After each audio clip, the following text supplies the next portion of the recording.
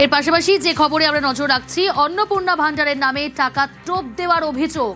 বিজেপির অন্নপূর্ণা ভান্ডারের ফর্ম বিলি ঘিরে উত্তেজনা পরিস্থিতি তৈরি হয় উত্তরপাড়ার কোন্নগরে। উত্তরপাড়ার কোন্নগরে ফর্ম ফিল আপ বিজেপির। কি ঘটনা ঘটেছে আরো ডিটেল জানবো। রানা রয়েছে আমার সঙ্গে। রানা, কি অভিযোগ সামনে উঠে আসছে? হ্যাঁ প্রিয়াঙ্কা, দেখো দ্বিতীয় দফা ভোটের ঠিক আগে আজকে শেষ রোববার সেখানে দেখা গেল কোন্নগর পরবর্তী উত্তরপাড়া বিধানসভার কোন্নগর দক্ষিণ পাড়া চৌরাস্তার কাছে বেশ কয়েকজন বিজেপি কর্মী তারা ক্যাম্প করে তারা ওই অন্নপূর্ণা ভান্ডারে ফর্ম বিলি করছিল। মাতৃশক্তি ভরসা যে কার্ড, সেই কার্ড বিলি করছিল। ৩,০০০ টাকা করে দেওয়ার যে প্রতিশ্রুতি, সেই প্রতিশ্রুতি পালনে তারা ফর্ম ফিল আপ করছিল, মোবাইল নাম্বার নিচ্ছিল এবং যারা যারা ফর্ম ফিল আপ করছে তাদের আধার কার্ডের নাম্বার নিচ্ছে। এই খবর কিন্তু ছড়িয়ে পড়ছে স্থানীয় মানুষজন প্রথমে বাধা দেয়। তারা এই স্থানীয় তৃণমূল নেতাদের ফোন করে ডাকে। ঘটনাস্থলে পরিস্থিতি সামাল দিতে পুলিশ আসে।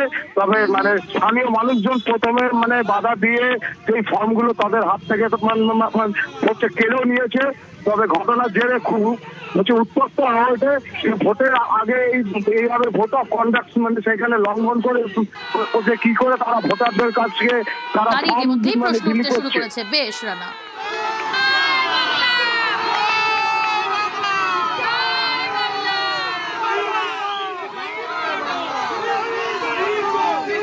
এলাকার মানুষের থেকে প্যান কার্ড, ব্যাংকের অ্যাকাউন্ট নাম্বার থেকে শুরু করে সব ডিটেলস নিয়ে ফর্ম ফিল আপ করছিল।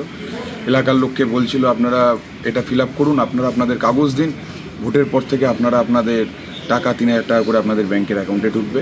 এই মিথ্যাচার এবং এই এই প্রতিশ্রুতি, ভুয়ো প্রতিশ্রুতি যেটা ইল্লিগাল, সেই ক্ষেত্রে দাঁড়িয়ে এলাকার মানুষ প্রতিবাদ করেছে। আমাদের কাউন্সিলর এবং কর্মী সমর্থকরা পরে গিয়ে তা আটকেছে, পুলিশ প্রশাসনে এসেছিল।